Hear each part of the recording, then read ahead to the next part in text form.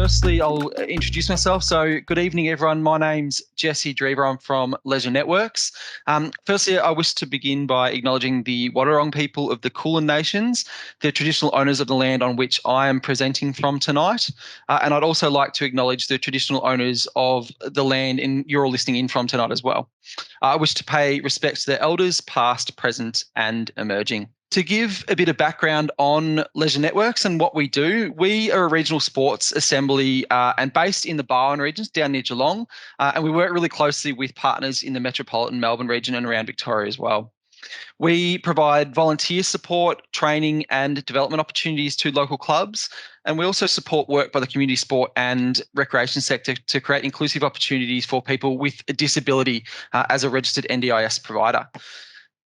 We are really, really excited to partner with the City of Monash for this club development program and acknowledge the investment made by the City of Monash to upskill their club volunteers and members of the community. And with that, I'm going to just briefly pass over to Belinda Griffiths from the City of Monash to briefly say something on behalf of Council. Thanks, Jesse. Welcome all. I just wanted to take this opportunity to welcome you all to the first of our 4 series, so the first on our governance.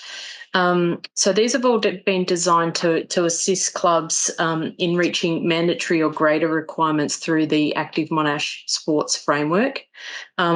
We are pretty excited by this and working with Jesse and the team at Leisure Networks. So please try and attend all of the 4 streams. They'll all assist you in different areas as we work through the framework.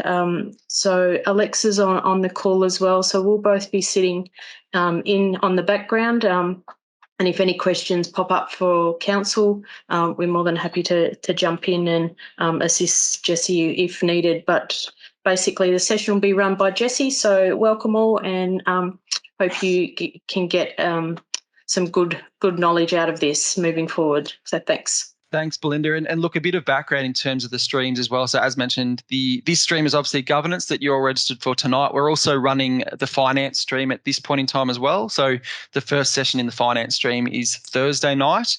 And then in February and March next year, we're going to be running the 3rd and 4th streams in the program, so around volunteers and planning as well. To give a bit of background as to what we're going to be doing within the governance stream itself. So obviously tonight's session being Governance 101. The second session in the series is all around your constitution or rules, and that's going to be delivered by our partner, Harwood Andrews. They're a legal firm, and that session will really cover the purpose and content of your constitution and rules and do a deep dive into that. And then looking more at your legal obligations as well, being a lot of you will be committee members of clubs or key volunteers within clubs. So really looking at your legal obligations and how you need to comply as a club as well and as individuals. The third session in the program is your club's framework, so legalities, and that again is going to be delivered by Harwood Andrews. And the purpose of that is to go a little bit deeper than the rules and the constitution and look at what sits around that as well. So that's identifying and reducing your risks and what risk management frameworks you can put in place. Obviously, a lot of clubs will have policies and bylaws, and so we'll really discuss that and the benefits of putting them in place.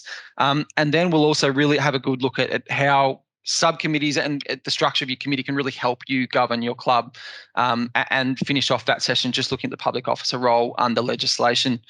And the last session in the series, which we're really excited about, it is kind of tying it all together, and what we're going to get out of that session is to really have you actually design some specific focus areas for your own club. So from all the content that you'll gather across the first few sessions, we will then really look to see what is of most priority for your club. So we'll have a few different activities as part of that session that will get you to actually design, I guess, a bit of a mini action plan around governance as to how you can improve your club. So that's the final session in the series.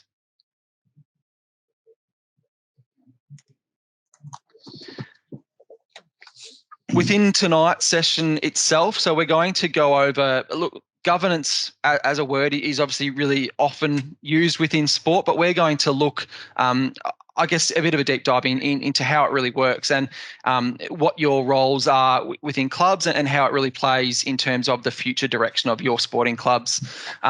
Within that as well, we'll also look at welcoming and inclusive governance. And then we really want to give you a starting point to assess where your club currently sits in terms of its governance and look at some of the key characteristics of a well-governed sporting club.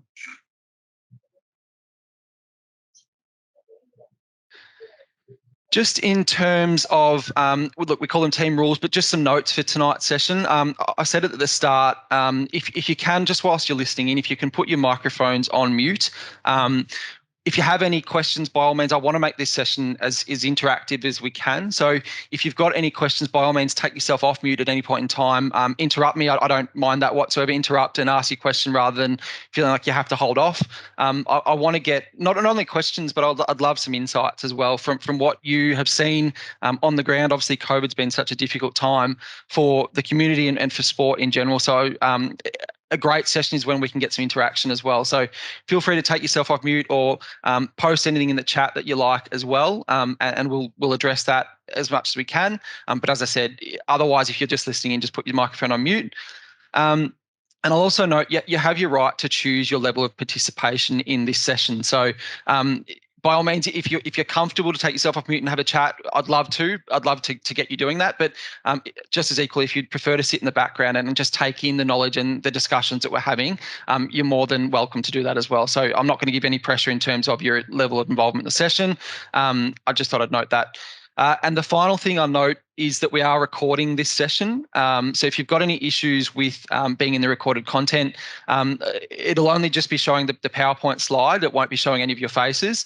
It might only show your face if you choose to partake in discussion. But if you've got any issues with that, by all means, just let me know either by email or in the chat or at some point after the session, and we can make sure that you're excluded from any recording. The purpose of having the recording is using it as a future resource. And if there are anything that you want to go back on from tonight's session, you can watch it after the session as well. So yeah, again, I just thought I'd note that. All right, governance. So as I said at the start, it's a really often used word in sport. Whether it's well understood, though, is something that we're probably debating often. So what we're going to do within this session is we're going to try and unpack it a little bit and give you a bit of an understanding as to its relevance in sport, and especially within a community sporting context. So sports governance, especially with the larger organisations, you can often quite clearly define between what's governance and versus what's operations, but especially within a community context and the smaller clubs, especially during COVID when clubs have been challenged in terms of their volunteer numbers, sometimes that line gets skewed a little bit. So we're going to just unpack that a bit in terms of real community sport context tonight. So we say on this slide, so governance is the system by which a committee ensures a club's responsibilities are met. So when we talk about a system on this slide, governance isn't just something that's really easily defined as kind of a list of jobs or tasks or levers that you can pull for organisations.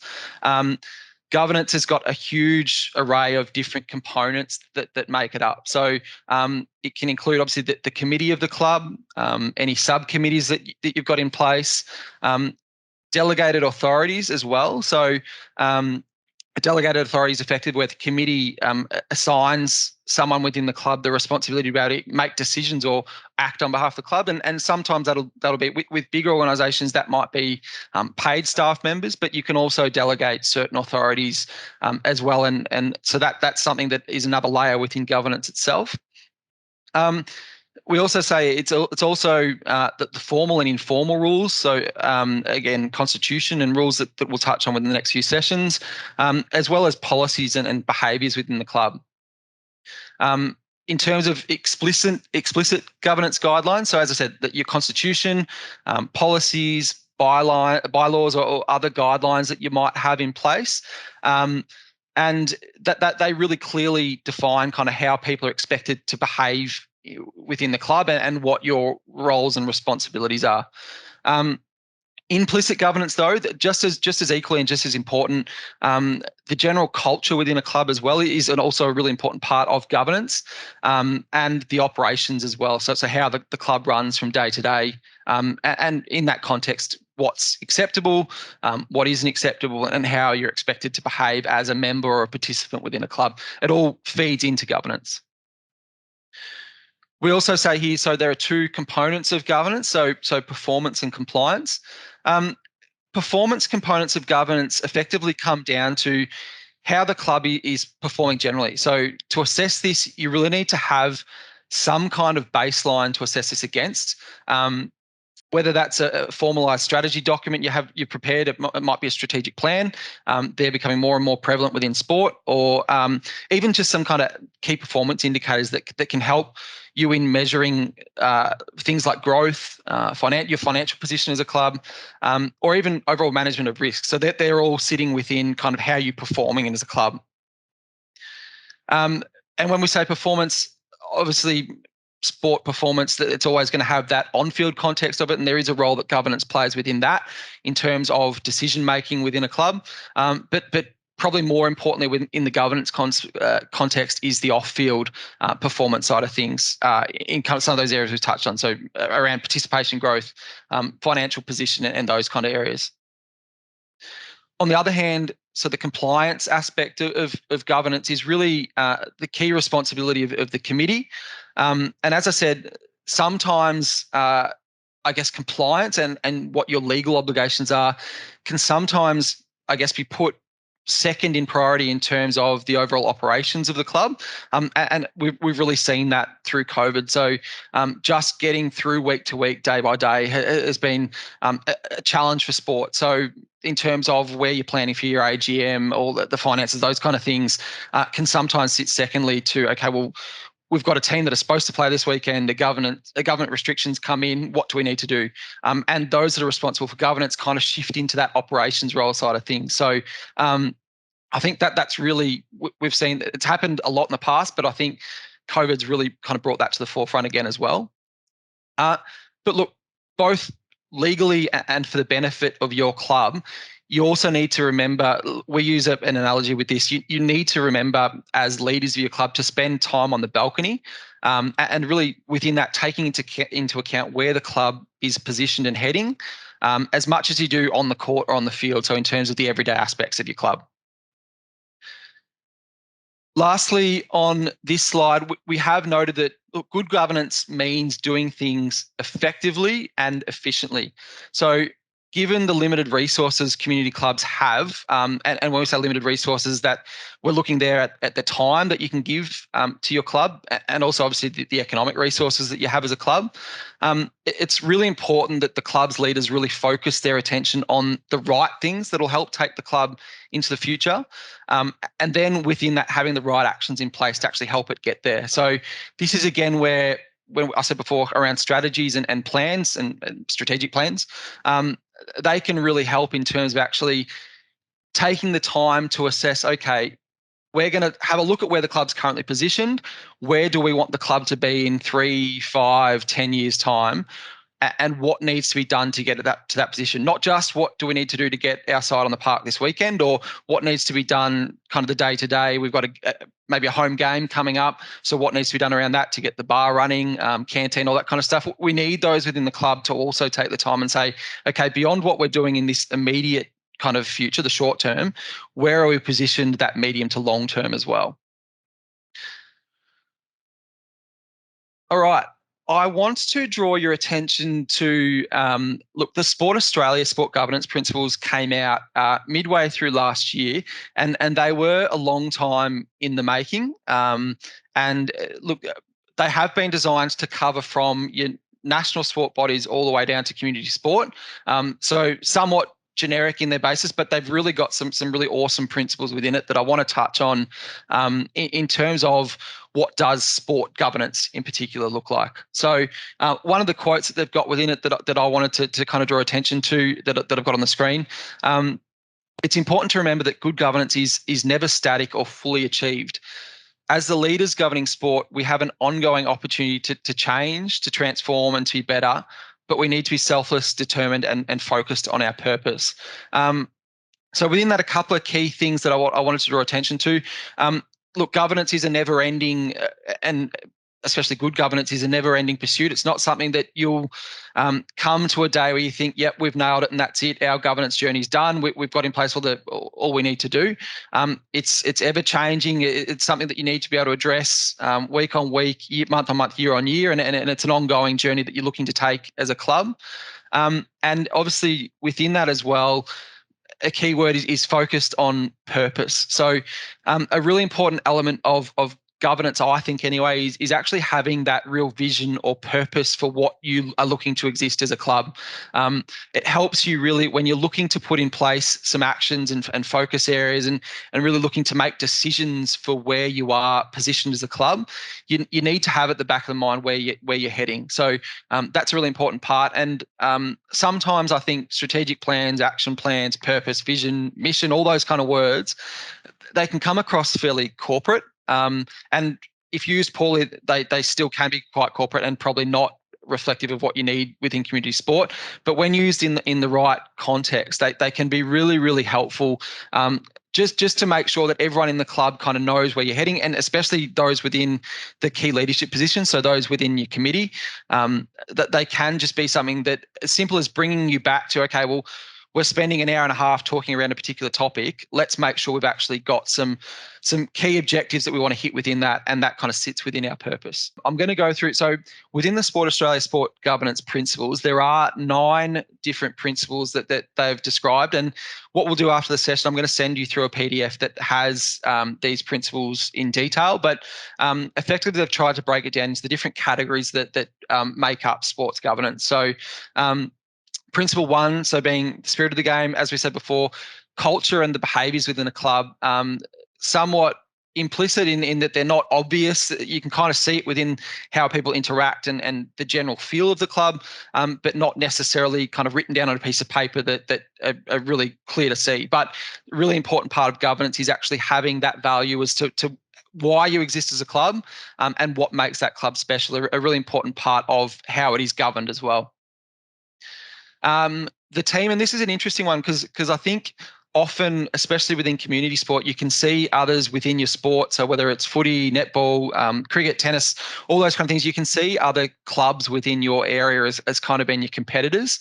But within a governance club in your sport, there is a real important element of actually working together. So having some alignment in terms of what's best for the sport, what's best for our community, and seeing what role you can play amongst that. So whether it's with your governing body, whether that's, I'll use cricket as an example, whether that's with Cricket Victoria, whether it's with the leagues and associations in your area, actually there is a really important part in terms of having some alignment and some collaboration in terms of the governance of sport within that context as well. So that's Principle 2.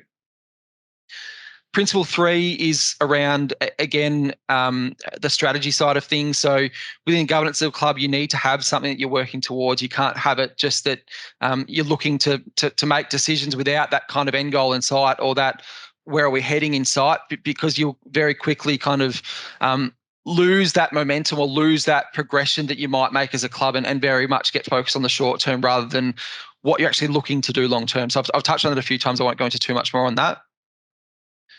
The players, so when they talk about the players, they are effectively talking about the leaders, and a lot of that's key committee members, but there are key volunteers, in some instances, paid employees within community sport.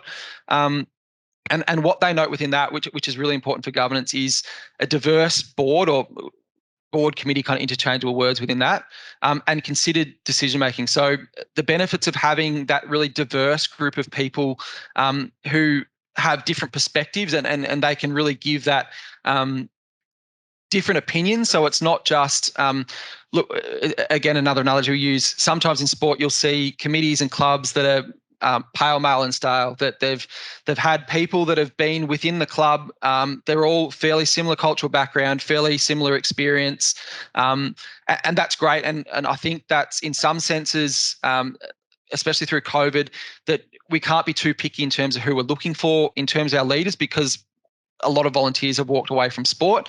But in terms of representing the community and really getting the opinions and feedback from those within your club, you need to make sure that your membership base and what your membership base looks like is actually represented within your committee as well. And you're actually getting those people's insights and opinion within committee conversations and leadership conversations. You can't have a membership group or a participant group that looks completely different to your committee, because you're not kind of making decisions that are going to have their perspectives into account. So it's really important in terms of the players that there is that diversity as well.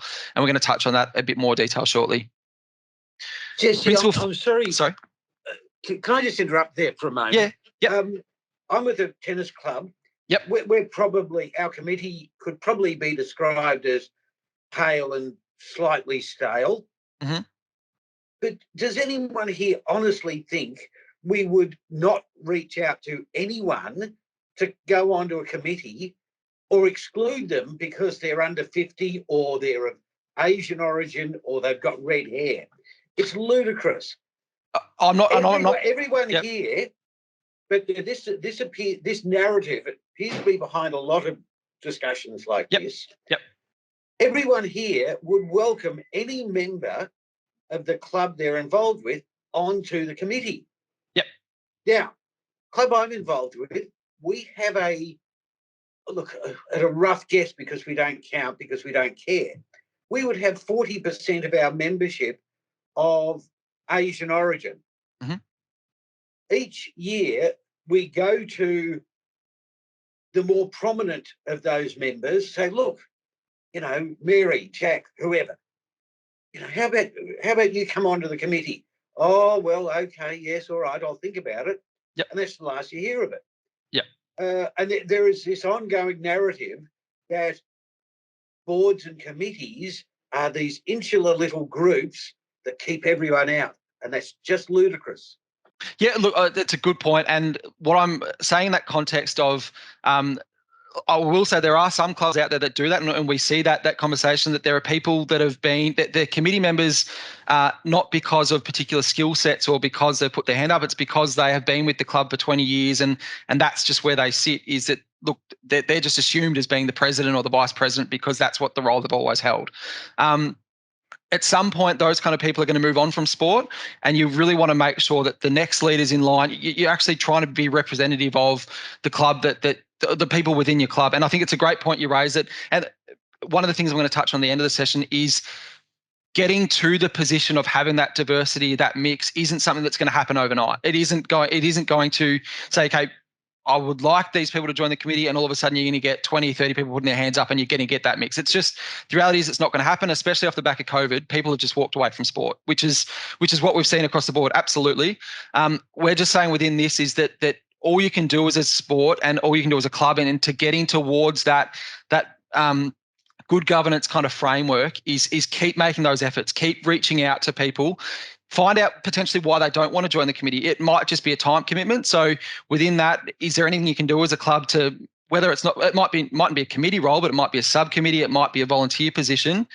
Is there something that they can do that fits more within what actually works for them? It's still getting them involved in the club. It mightn't be to that committee level, but these are all the little things that you can start having conversations around. And kind of, if they're saying no, if they're not interested, just keep having the conversations, keep trying to put in place the measures that you can as a club to try and entice them to join. It might be investing in them, investing in what they're interested in.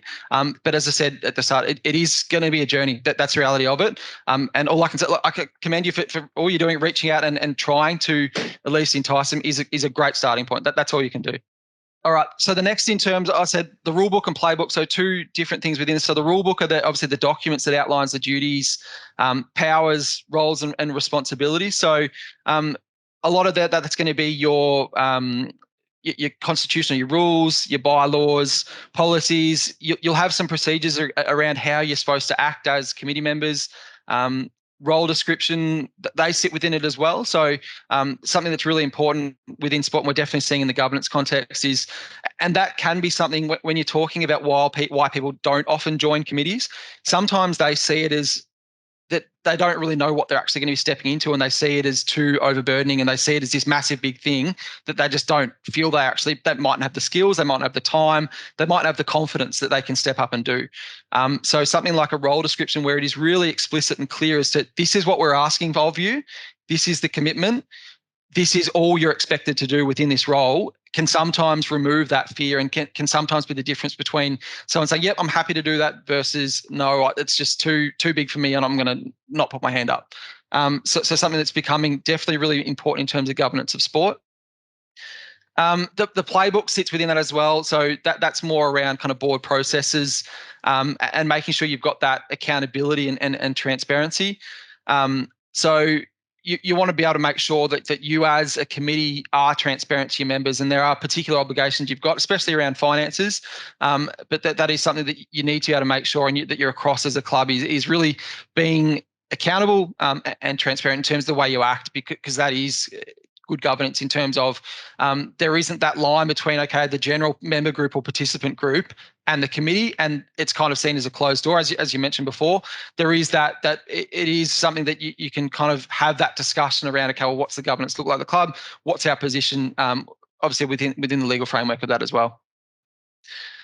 Principle 7's around the defence, and this is something that we're going to touch on definitely within the next few sessions, is mainly around the risk side of things. So having systems in place which protect your organisation. So something that's important when we're talking about protection is being proactive in that sense rather than reactive. So having in place things ahead of time rather than responding to a particular issue that comes up. Making sure you've actually got processes in place for if something was to occur, what you are going to do as a club, rather than thinking, okay, the issue's happened, what are we going to do, and taking the time to respond. You've actually got some clear processes in place within that. Principle 8, similarly around accountability and transparency, is really having that system for ensuring integrity. So you've obviously got duties as committee members or as key leaders within your club, and part of that is kind of acting with duty and care and having that integrity around sport. So it's really important that is reflected within your overall governance. And lastly, I've mentioned a few times the scorecard. It's really important that you've actually got those indicators, is to say, okay, well, if we're going to govern the club and we're going to head somewhere, how do we assess whether we're doing things well? How do we assess whether we are heading in the direction we want to head? Having some kind of system in place that gives you the chance to actually review, take stock of where you're positioned, have in place a plan as to where you're going, and then what needs to be done over time to get there. Really important as part of your governance journey as well. I'm just going to go through this one. And again, we're going to go through a bit of an exercise shortly that I'd love some feedback from. But again, this might just be another helpful way to kind of break down what does governance of a community sports club look like. So this is, again, within the Sport Australia's governance principles. And they use a really interesting metaphor of the body versus the brain. So the brain of the club is our governance, so our high-level planning, strategy, values, and the body carries out the daily operations. So making that distinction between what's governance and what's not. So we say governance isn't your day-to-day operations. So example, coordinating a volunteer roster for match day, purchasing stock for your canteen, returning phone calls from members, they sit within your standard operations. And look, before we go through this, I am going to say that, as I said at the start, that especially with the limited volunteers within some clubs, that a lot of you will have dual roles within the club. So you might sit as a committee member, but you might also have responsibilities that are quite clearly operational. So take that into account, and I'll touch on that shortly. But I'm not saying that by doing one thing you can't do the other, because a lot of you are going to be doing both. Completely agree with that. As I said, there is times though when you need to have your governance hat on, and when you've got your governance hat on, that they fit within particular categories within your club. We also say governance isn't a kind of a recognition of long-term service to sport. So, as we said, position of club president doesn't necessarily need to be awarded to the person who's been around the club the longest. That's not effectively governance. We want within kind of the key leaders of our club, those that have as much as we can, and raising the point again that we can't be too picky sometimes, especially with volunteers walking away from sport. But if we can get a really nice skill mix within our committee, if we can get a good representation of not only our members within the club, but also those within the community as well, that's going to really help make sure we're having the right discussions around the table, not just discussion of, okay, this is the way we've always done it as a club because I've been around the club for 20 or 30 years. Let's make sure we're getting some diversity in terms of opinions on ideas as well. Governance also isn't something done reactively when something has gone wrong. So again, creating a policy the day after something has occurred. Governance is really around having something in place for if something is to happen, that we've got those processes around. And look, the last one that we kind of say on that list in the right hand side is governance isn't just something to tick the box to be eligible for grants. And I think that's something that's come out of the diversity side of things, and equal equality within it is.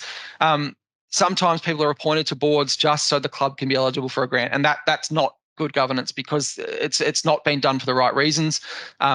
And at the end of the day, those people are probably not going to be long term for being leaders of the club, because they're actually not feeling that they might feel like their value or that their opinion around the table isn't actually being valued for what they're there to do. It's purely might be for the chance to receive funding. And I'm not saying anyone obviously here does that, but we have seen it within sport that if it is the difference between eligible for a grant or not, some clubs might rush it through just to be able to do so, and that isn't something that's going to help the club in the long term. On the flip side of that, so a lot of this touched on, but governance really is around that high level thinking of your club. So your purpose, your strategy. It is the framework for making the really important decisions that you need to make as a club. A lot of it's around managing risks and having in place that risk management framework. And as we said before, it's an ongoing process. It's not just something that gets done by day and you say, okay, well, yes, we are making these changes, but it's not going to get done tomorrow. So we're not going to keep investing in it. It's something that you're going to have to keep investing over time on your journey towards good governance as a club. Look, as I said, the lines obviously sometimes can get blurred, especially within those small volunteers groups. So as I said, it doesn't mean that you can't roll up your sleeves in the day-to-day operations of your club. It just means that you need to be able to try and have that distinction between the roles that you're acting in. So if you've got your governance hat on, making sure that you're really trying to act in the way that the left column on the screen suggests. So really thinking about the long-term side of things, and a committee meeting is a really good example of that. So if you spend the whole time within a committee meeting thinking about just purely the operations rather than the general strategy, general purpose, okay, where are we heading? Again, you're going to get trapped on, I guess, the short-term side of things rather than thinking, okay, well, yep, these are the things that we're doing day to day. Yep, absolutely, we need to tick off them as a committee. But okay, what does 6 months down the track look like? Where are we going to position 12 months down the track? What kind of decisions, what kind of actions do we need to be taking as a committee now to when we get that point in time, we're well positioned? That might be around, look, the finances are an important part of that you need to be able to potentially forecast from a budgeting side of things as to what that's going to look like in 6 to 12 months period of time. And that's an important part of the governance role is not just thinking about that day-to-day side of things, but thinking, okay, that's our role as committee members and as leaders of the club. We need to have the future hat on as well, not just the how we get the team on the park on the weekend. I want to just stop for a minute just before we kind of get into an activity. Look, I'd like to ask, and especially within the COVID context, I know volunteers have walked away from sport, so a lot of you will have found that balance between the operations and governance quite challenging. Has anyone got any comments or feedback on that? I'm happy to comment. Yeah. My name's Yep. Nikki. I'm from the Waverley Hockey Club. Hi, Nikki. I definitely think that it's been even harder to spend time on governance because the day-to-day firefighting and the constant changes of the framework around COVID management has been all time-consuming. Yeah. And I think actually getting back to focusing on these things is going to be challenging because we've lost a lot of volunteers and people seem to be doing even less. Yeah. Even my committee are doing less than they would normally do. And I know people aren't busy, but they're doing less. Yep. So, and a lot of people, I made a comment in the chat, a lot of people are also a bit freaked out by all this governance stuff. It's like, oh, that's scary, that's overwhelming. So, any obviously frameworks or templates, which, I'm sure we'll talk about, are, hugely useful because some people just don't know where to start. Yeah, absolutely. That's a really good point. And look, that's what we when I talked about at the start around kind of removing that ambiguity for some, can be a really simple activity to potentially getting people more involved. And when we're talking about people walking away from the club, that taking the time to actually assess, okay, well, what can we do to potentially increase our volunteers numbers? That's a governance exercise. That's something that you're doing to actively say, okay, well, we need to make sure we've got the leaders within the club that can help us do what we need to do. And so I know it mightn't seem much, but even taking the time to think, okay, well, people have walked away. what can we do to potentially get them back or get new people involved, or even people that have been with our club for a long period of time that aren't engaging? What can we do potentially to get them engaged, and running through those conversations? That's something, again, when we talk about good governance, that is good governance. That's thinking about the future direction of the club, not just that, okay, people have walked away. What do the people that are currently within the club need to think about? Okay, well, where are the gaps that they need to fill? Again, as I acknowledge, it's a really hard balancing act to actually draw the line.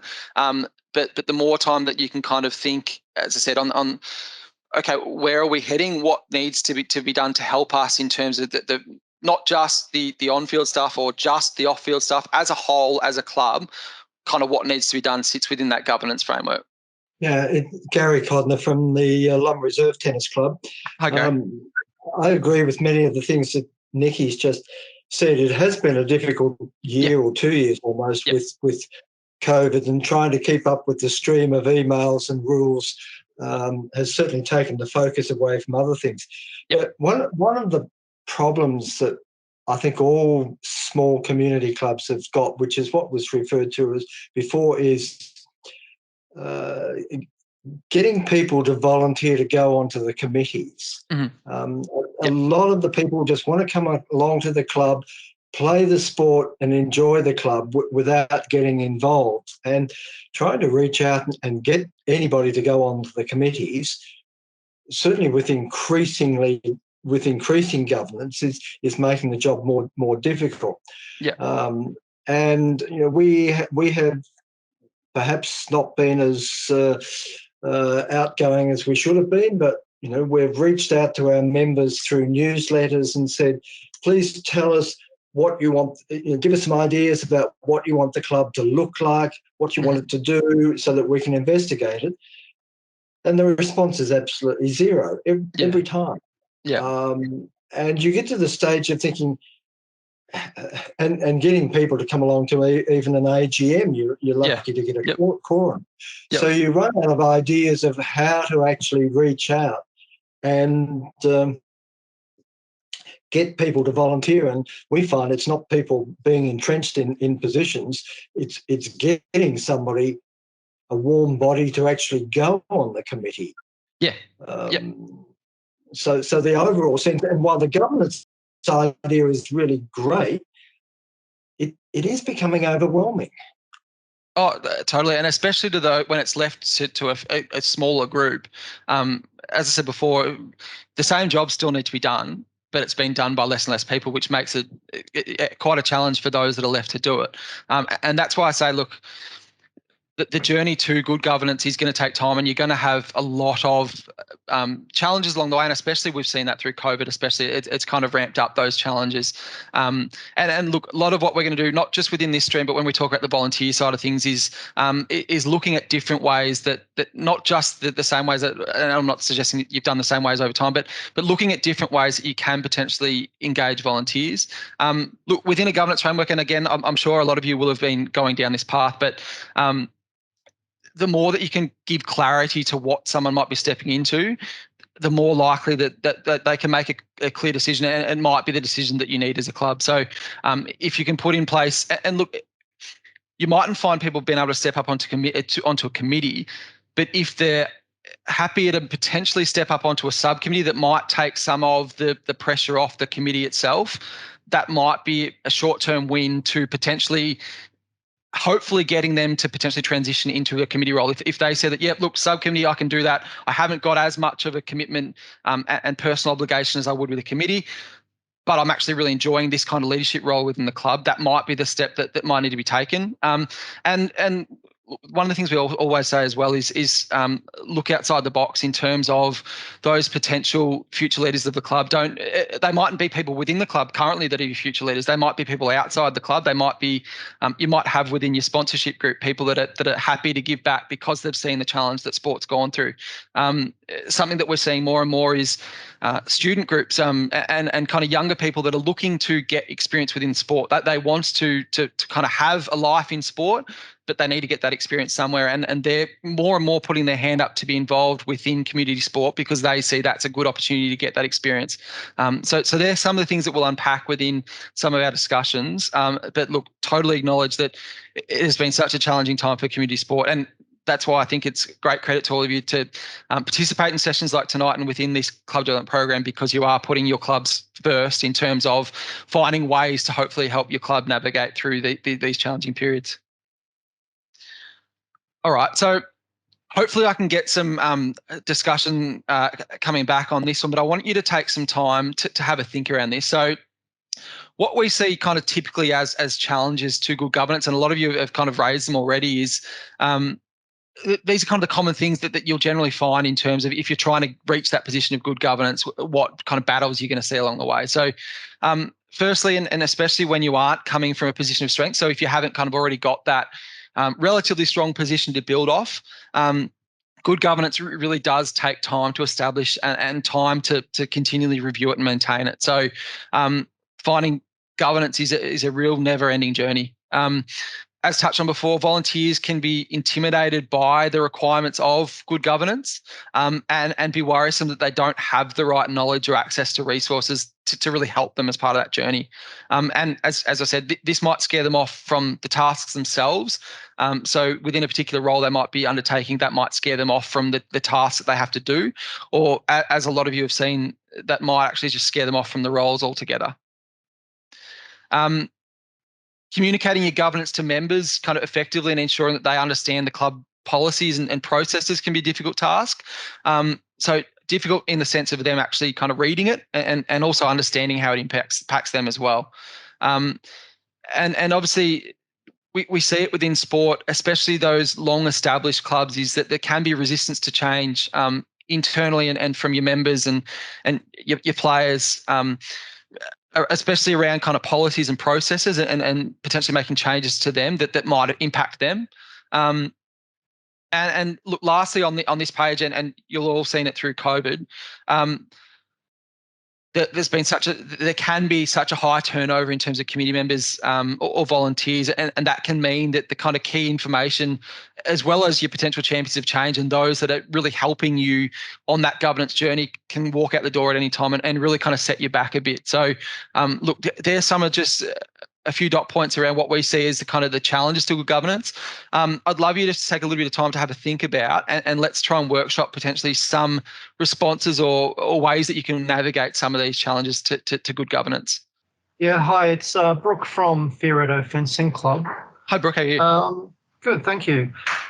So the I think what people have been saying about the difficulty in getting new members onto club committees, that's something that definitely resonates. Yep. We've always said that it's a sign of good governance that no one actually wants to change things because it's all working. Why fix something if it's not broken? Yep. But I think one of the other main things is that resist to the fear of the requirements to be part of the governments and the lack of knowledge and the not knowing where to start. Is the Sport Australia sports governance principles, is there going to be a easily accessible year-round like online training associated with this that people can access when they are ready, when we've managed to encourage them into looking into it, and then we can send them a link that they can follow on with and do it in their own time without any feeling of pressure? Yeah, look, that is something that it kind of sits within. They've got quite an extensive assessment tool as well that sits within that, and it kind of, you go through a questionnaire, and then it kind of basically at the end of it you get a resource that says, okay, this is some of the issues that you face you're facing as a club through the questions that you've answered, and these are some of the responses you can take. So that's from a club perspective.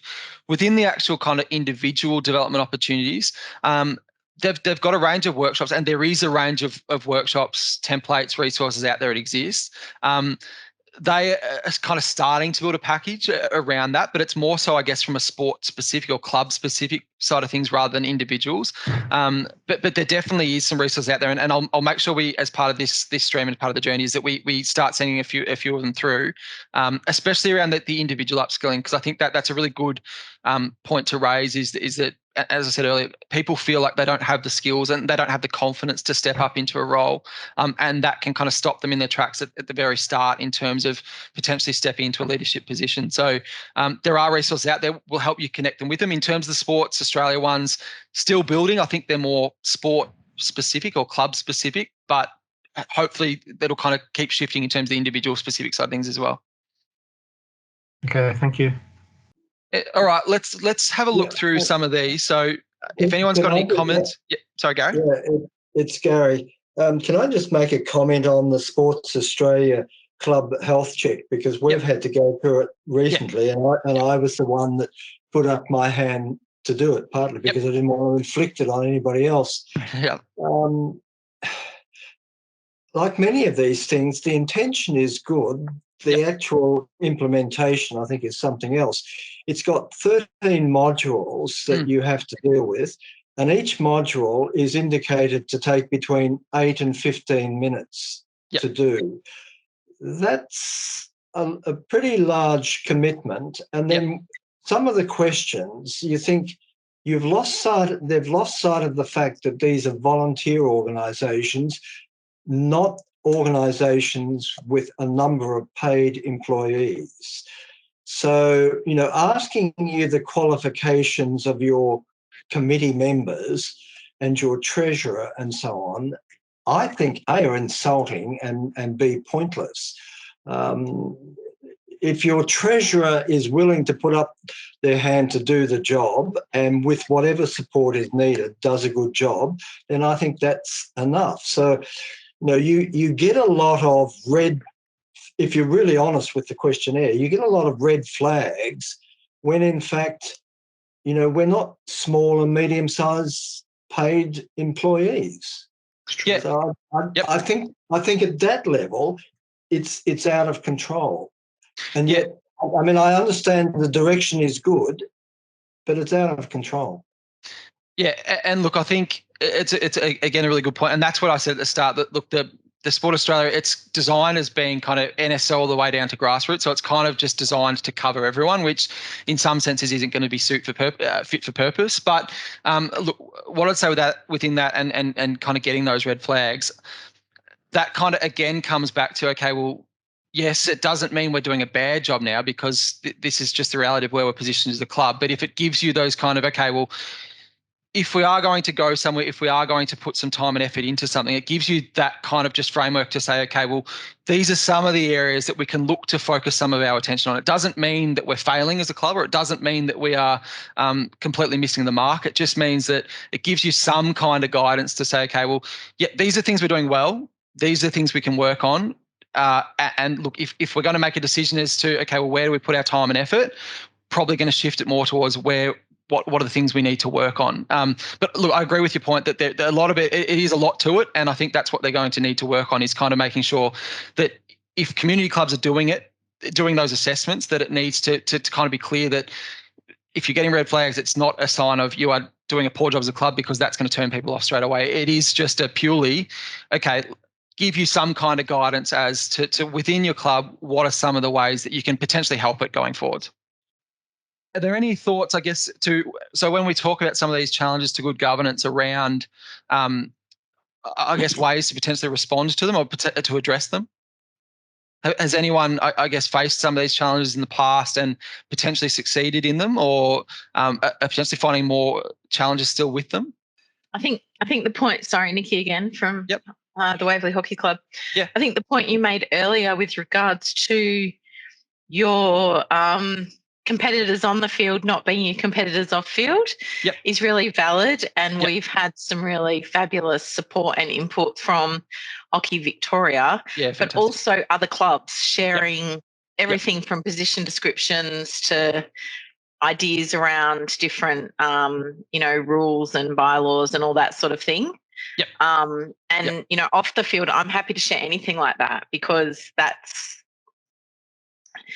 it's good governance. Maybe it's a competitive advantage if other clubs fold because they can't do it, but that's not what the sport's about. The sport's about the on-field and off-field. The more we can share and support each other, even if you're not in the same sport, I think the easier governance becomes. Yeah, absolutely. Great point.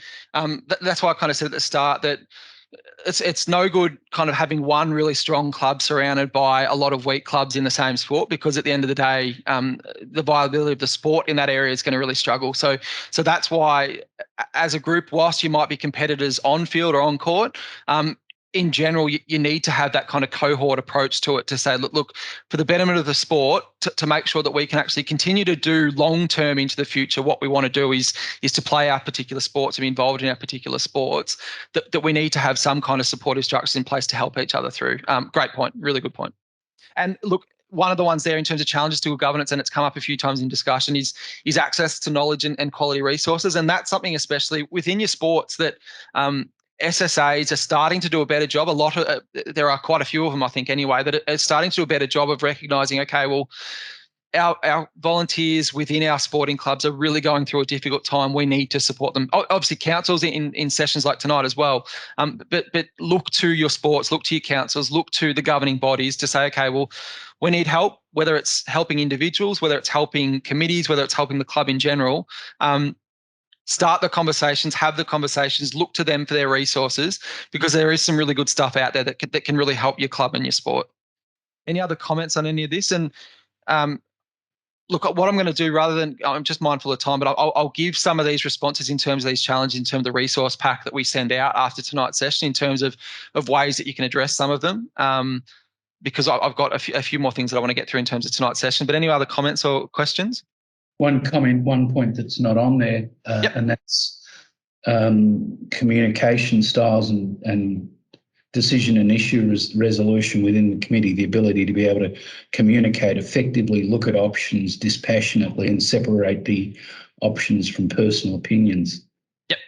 So in terms of making opinions for the betterment of the club, rather than having the personal emotional attachment to it, is that what you're saying within that?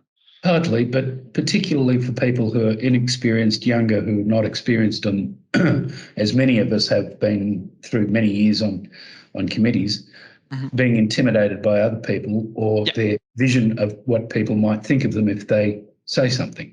Yep. So in other words, there's no such thing as a bad idea type situation, and find ways of working through it. Yeah, absolutely. And look, that's in terms of some ways around that as well. I think that's a good point. And again, that's where some specific roles, specific responsibilities within the committee helps, because you've really got people have got kind of set portfolios within that committee as much as you can. They're not all general committee members that all feel like they've got kind of different touch points in different areas. If you can kind of have within that as much as possible, obviously treasurer, secretary more around the finances, president's going to have that general oversight, but within the kind of general committee as well, if you can have kind of someone that looks after, or from a governance perspective might be across the coaching, someone's looking after your grant writing or your sponsorship, a range of different areas that when you have those discussions, if people have kind of got their set portfolios, there's that general feeling of, okay, well, they're the kind of expert in that area, not expert necessarily in terms of skills, but in terms of that's what they're doing on the committee. That's what the role they're serving. So they should be the one to give insight in that area.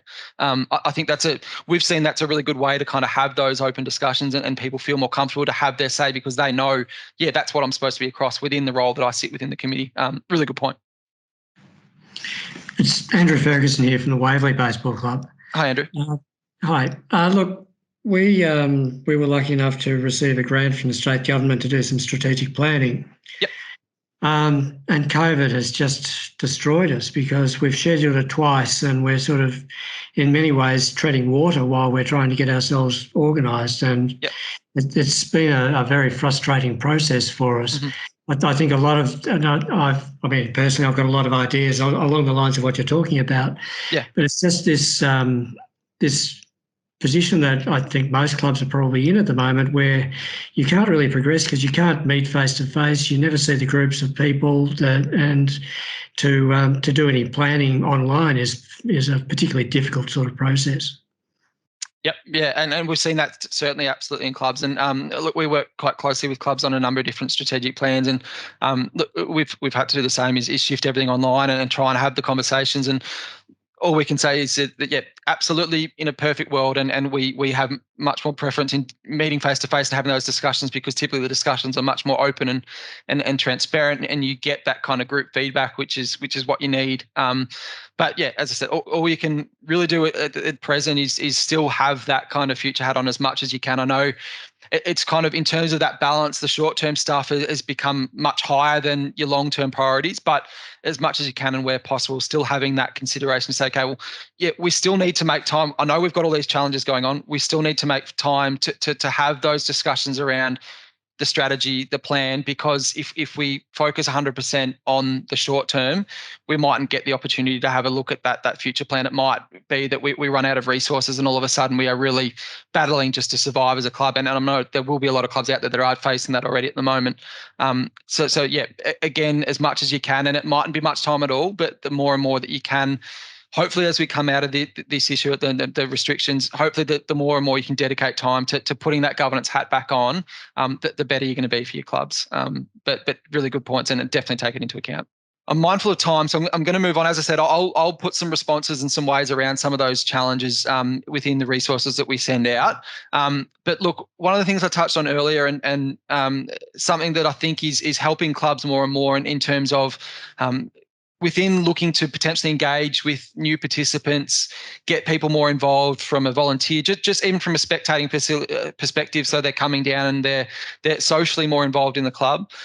Welcoming inclusive governance is something that's really important for clubs. So look, on this, I'd say to ask yourself, is our leadership truly reflective of our membership base and community? Do you have within your committee a good skills mix, potentially a good gender balance and cultural diversity? If you do, great. If not, again, it's not meaning you're failing, and it's all part of the journey to hopefully getting to that position. But start to reflect on potentially what are the reasons that you don't. So some of the things that you can start to have a think about, and some of the questions that you can ask. Is the leadership or committee reflective of the diversity in our community, or reflective of the community we wish to be? So if you're looking to potentially get more female participants involved in your club, having female representation on a committee is obviously conducive to fostering a strong women's program, and people that mightn't be tied to the club already are more likely to look at the club and say, okay, well, that actually feels like it might be a fairly welcoming club for me, because they have that within their leadership. So that might be somewhere I'm more likely to join. So again, little benefits that you can see if you start making some steps in that direction. Similarly, if there is a strong representation of a particular age group or cultural demographic in your participation base, as I said, that perfect world that's reflected within your leadership, and obviously again, challenges that we've seen within that. But if we're looking to hopefully get towards a kind of a better future for sport, for our clubs, this is something that we can start to have a think about, and make sure that those within our club are also around the table when we're asking the questions about, okay, well, how do we operate and where are we heading? Is our general purpose or strategy or values reflective of an inclusive club?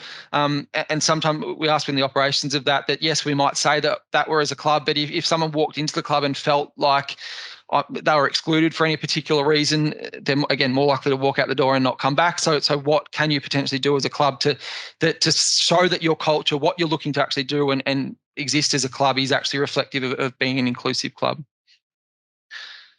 From a governance perspective, when we make decisions or we're looking to have discussions, are we consulting the right people in those discussions? So if we're making a decision around policy or process within the club, are we actually thinking about kind of how that might directly or indirectly impact certain people? So an example of this, LGBTIQ+, clubs are starting to put policies in place around that.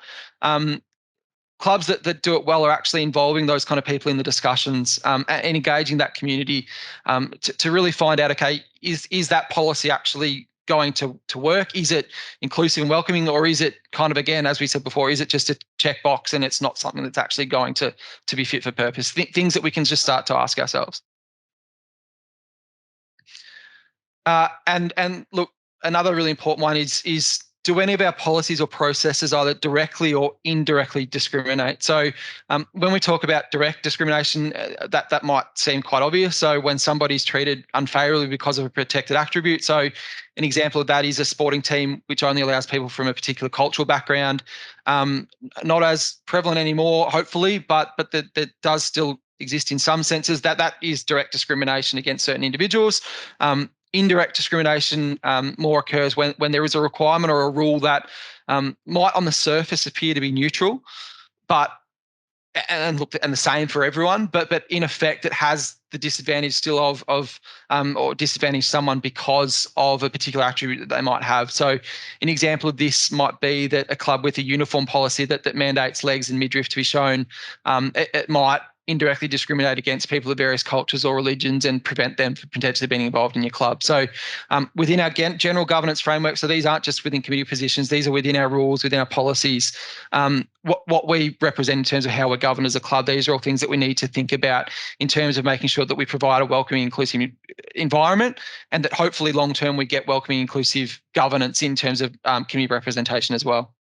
The last one on this is kind of how do we evaluate how inclusive our club is? And I've touched on a lot of it in terms of asking yourselves those questions. But another really good way to potentially get that information that you really need is, and sometimes clubs don't do this and it can be a really challenging conversation, but don't be afraid if people walk away from your club for a particular, or they walk away in general, try and find out as much as you can why they have done it. It might be as simple as that they just don't have the time to participate anymore, that financially they can't commit, but there might be a deeper meaning as well that might be really, that they might be willing to discuss if you're actually taking the time to ask them and show some interest in them. So that might be something, it might be an opportunity to get some really important information to help you shift your potential governance through those conversations. So I'd say, again, there might be really challenging conversations, that they might be confrontational, but if it is helping your club be a better club going forwards, it might be the conversation you need to have. Any comments on any of that? Can I just interrupt there on that last point you made? Yep. Might also be a complete and utter waste of time and waste committee people's time. People leave clubs all the time. Yep. If they're unhappy about a certain aspect of the club administration, or they or their child weren't picked in a particular team, you'd know about it by now. Why do we have to create these problems that don't exist? Because we might know the answer to that. We expect that that's the reason. You do know the answer. I would argue that. Just don't. Well, I would argue after 35 years of tennis club committee membership, things just don't explode out of nothing. Someone's not happy one day and leaves the club the next. Things grow. If there's a problem, you know about it. We're not going to bother talking to every single person who leaves the club. Go through a detailed questionnaire. Oh, you unhappy about this? Oh, waste of time. And that I'd said again, I'd argue on that and say that, look, yes, you would expect that if they're unhappy, that generally that they will say it. But this mightn't be unhappiness. This might be that we actually just don't feel comfortable in this place. And that's not a feeling of unhappiness or anger. That's not an anger feeling where they'll feel like they need to speak out against it. They'll just feel like, oh, I don't feel comfortable coming back. And that's something that you mightn't actually get that information without asking. And again, look, I'd be strongly advocating to on that sense, if they're leaving without you kind of knowing why, again, there might be things that you can do as a club to potentially either get them back, or stopping people, potentially other people leaving the club for similar reasons going forward. Look, I'd say that, again, I'd advocate having those conversations. But look, again, I understand the resourcing and especially with the minimal reducing volunteer base, it's becoming more challenging.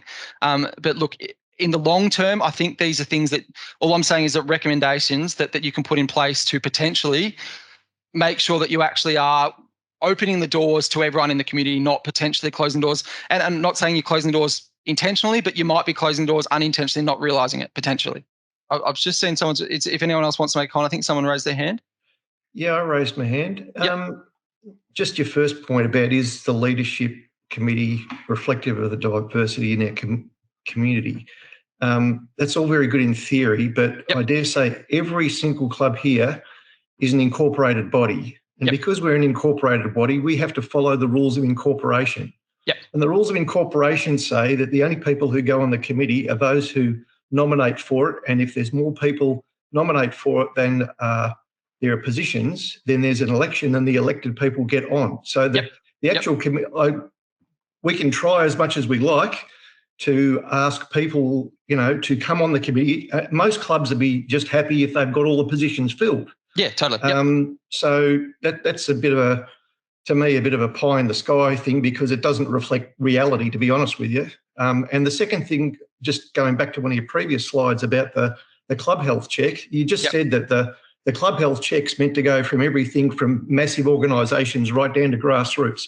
Yep. We're all volunteers. We don't have time to do all these sorts of things. So maybe people like yourselves and the council should be advocating to the people who are paid professionals, are paid to put these things together, that maybe you don't have one survey, you break it down, work out what questions are actually applicable to an AFL club and what things are applicable to a small tennis club or whatever else it might happen to be. And maybe that would make them much more relevant, many more people would actually do them, and the results would be much more useful to everybody. Yeah, I agree on that, and believe us, we are doing that, and that's something that we do as part of, especially within the Sport Australia one in particular, is that we say to clubs, we don't just say, look, go out and do the survey, take the results and do what you need to do with it. We say that up front and say, look, it's going to come back with quite a detailed report, and it's going to seem confronting to look at the start, but we then make time to sit down with the clubs and actually work through, okay, well, from a community club context, what does this actually mean? What at the end of the day is going to be important to you? What is something that is probably unachievable? And we'll continue to have conversations and working towards a position to say that, okay, this is actually reflective of community sport, because at the end of the day, a lot of the time community sport clubs are doing these kind of questionnaires. But in the meantime, all we can do is sit down and actually work through it. And that's part of the work that we do, is sit down and work through, okay, well, within your particular club context, what's important? What can you actually do, and what is kind of park it for the moment, because it is something that is probably too high level for the moment. Absolutely. I think someone else has raised their hand. Yes, it's Janice from Athletics Waverley here. I think what was getting there was time. Yep. And I know myself during this COVID, I've had more emails to do with this and my role as a president than I have for my business. Mm-hmm. And that's sort of a scary thing for anyone even thinking that they might be a president of a small club. And I mean small, we're tiny. Yep. So the load on committee members is getting even more challenging than it was 10 years ago. And I believe that that's a lot to do with the fact that we have computers now, we have this sort of device, we can run meetings like this, we can send emails at the drop of a hat, all of that stuff. And as the governance stuff comes down, everybody can communicate better with each other. Yep. But it can be very onerous trying to say to someone, look, I have 10 emails a day to do with this, and I might only have 3 emails a day to do with my actual work that I do. Yep. So volunteers are finding it really tough in terms of just how much stuff there is to go through. Yeah, totally. Just putting it out there as, Yeah, no, it's a really good point. And again,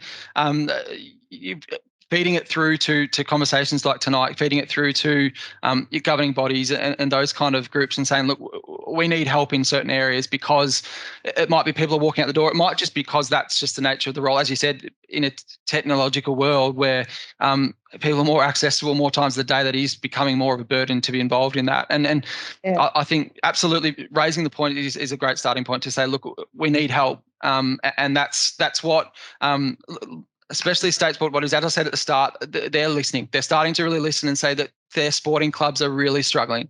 And that's why they're trying to put on, there's opportunities to, there's grant opportunities, there's upskilling opportunities in terms of just doing short courses. There is, that they're going out and speaking more with the clubs, that they're putting on different opportunities to try and help clubs through the period, because they're listening. Trust me, the conversations that we have with them, they know how much of, I guess we're on a teetering point of some clubs are going to get to the point where they just can no longer kind of operate anymore because it's too challenging. So they know the importance of this point in time and what needs to be done, I guess, to help clubs through. So keep raising it if you've got the issues that like the conversation you've had. I'd just say keep raising it, keep having the discussion, because people are listening, people are there to help as much as they can. Anything else before we move on? So that we've got one more thing to do tonight, and I'm not going to go into detail as to what it sits. And all this is designed to do is, again, this isn't going to spit out any kind of result, but what we've got is a bit of a checklist as to where your club currently sits, and effectively what I want you to do within that. So as I said, we've got 3 more sessions within this governance framework. So if you're starting to put some crosses in some of the boxes that are in the questions, and this isn't a long one, it's a few different questions that you'll ask, but if you've got some crosses, a lot of the content that we discuss within the next few sessions kind of cover off on those areas. So if you're starting to see that, oh yeah, we haven't got that, then that's what we're going to try and address as we go forward. And especially within the last session, as I said, the last session is an action plan in itself. So we're going to help you design, okay, well, with the limited time that we've got, the limited resources that we've got, and as we've come out of this discussion tonight, some clubs are really limited in terms of their resources from a human resource perspective and from a financial perspective. We need to really make sure that we are actually investing in the right areas. That's from our personal time, and that's from our club's resources as well. So rather than looking to try and cover off on 10 different areas, what are our highest priorities? What are the ones that are potentially going to be the difference between us surviving as a club going forward and us not? So that's effectively what we're just trying to do out of this checklist, is to really try and say, okay, well, what are the absolute priority areas? And what are the ones that you can kind of park because, yes, we're doing an okay job at, so we probably don't need to put some time and effort into. So again, I'm not going to go through, I've got some slides, but I'm going to skip through them because it's all in the pack that we're going to send out, and they're just questions that are quite clear. So again, I'd ask you, if you can, to go through it, because it's really going to help over the course of the next 3 sessions get to a point where you can finish this stream with at least some kind of focus areas and action items within the governance side of your club that'll hopefully help you navigate out of this difficult period as much as we can.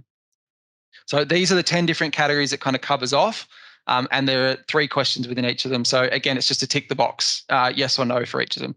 Mindful of time, I want to give I guess within all that we've spoken about tonight, these are just some brief takeaways that, look, I'd recommend. And look, I know we've discussed a lot of the challenges that sport are facing, and trust me, we are seeing it, we're hearing it, and we're seeing it in conversations that we're having. So all I can really say within all of this is keep fighting the good fight. Keep trying to put in place things that are going to help your club go forward. That comes within a governance framework. So as I said, that difference between putting your governance hat on versus just focusing on the operations, as much as you can, it might be 10 minutes, it might be 15 minutes when you're doing something, but actually taking that time to think, okay, yep, I've got all these operations things, but I've got to spend some time at least thinking about kind of where it fits within everything we're looking to do as a club. So within our top 5 tips, look, the first one, prioritize. What are the governance sore points at your club that need addressing most urgently? Is there a common issue or complaint which negatively affects your culture or appears frequently? And the inclusion side of things, as I said before, it might give more work, but it might give you the answers that you never knew as a club that might just help you potentially open your doors to a whole new participation group, whole new potential volunteers, potential leaders of the club that you just mightn't have known before. So actually taking that time just to have a think about, okay, well, what are the areas we might need to work on? As I said, consult and engage with the right people. So any decision policies or processes which directly or indirectly impact a particular group should engage and consult with that group when you can. So making sure you're actually, when you're putting in place a policy or you're making a decision as a club, that you are taking that into account so you don't potentially exclude others. And again, at the end of the day, when volunteers and participation numbers are so important to clubs, you don't want to kind of indirectly make a decision that could have a significant impact on the club. Don't try and fix it all in one day. It's come out in discussions that even doing something like the Sport Australia governance check, you might come up with all these red flags. That doesn't mean all these red flags need to be addressed now. It still means within that it's going to be part of a journey, that you need to make sure that, okay, well, what are the battles that we can actually potentially achieve, and what are the ones that we need to set as important? So as I said, trying to fix everything will leave you feeling overwhelmed and frustrated, and it will be over time ineffective in terms of creating change. So aim for quality over the quantity of changes that you can make. So really trying to see, okay, well, yes, this is most important for us. This one can be parked. Let's make sure we're actually doing something to address what is most important. Resistance is going to be part of the journey, especially around governance. So that's why I would say that, look, resistance effectively is part of education. So every time someone resists a change, as a club, you have an opportunity to educate them on potentially what the change is about, and get their opinions and feedback to make sure they're actually part of the discussion, rather than them feeling like, oh, the club's making decisions, the club's moving in a direction that I'm not interested in. They're not taking into account my values and my views and opinions. I'm just going to leave the club. So actually taking the time to have the discussion as much as you can without creating too much extra work. But again, if someone voices their concerns or their opinions, bring them as part of the journey as much as you can. Don't just shut the door on them. And importantly, especially in the context of where we're sitting at the moment in terms of COVID, there are a lot of grants out there that help in the governance space, and especially around strategic planning. That has been a significant investment by state government, by local government, by the state sport bodies, national sport bodies. There is a lot of grant funds out there because those stakeholders recognise that sport really needs help to get through this period of time, and clubs need help. So I'd say to keep an eye out, and we'll feed through anyone that we can find that'll be of use. But taking the time to actually to try and seek some funding that'll help you engage people, to help potentially from a governance perspective. So there are obviously consultants out there that can help from a governance perspective, and it might be to the level of you might be able to have a strategic plan written up that they do the work in terms of looking at where the club sits, what its needs are, and ways that you can help the club moving forward. Obviously, the club's part of those conversations. The club, you are within your clubs, you know your clubs better than anyone, but others can help you design what is going to be a really important document that can help you navigate through what has been a difficult period. The other thing I will mention, Club Help is a website that we operate at Leisure Networks.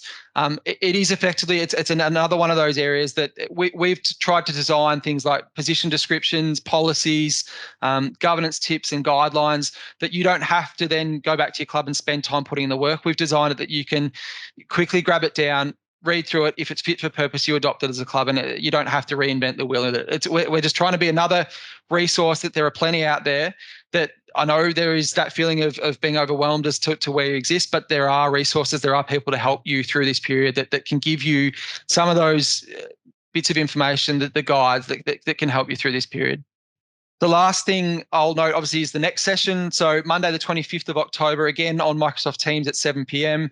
A lot of that discussion is going to be around understanding the purpose and content of your constitution and your rules as a club. So within your sporting clubs, some of you might have adopted the model rules. So they're rules that are under legislation that are all, apart from the purpose of your club, they're all very similar. They're all the same.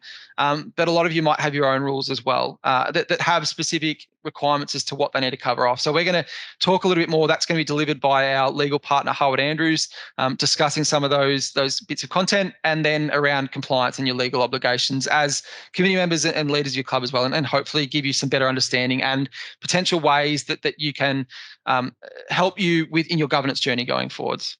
But look, I just want to, again, thank you all for joining tonight. Obviously, and it's part of the discussions that we have with clubs, is that we are definitely seeing the issues and the challenges that clubs are facing. We here, just as a lot of other people, to help support you through this. So anything that we can do, by all means, please don't. Please reach out and have the discussion with us, because we want to help as much as we can. And that's the purpose of this series, and the 4 streams that are offered, is that we're trying to find ways to help clubs navigate this difficult period. So again, thank you for taking the time to join us tonight, and we look forward to seeing you for the next session.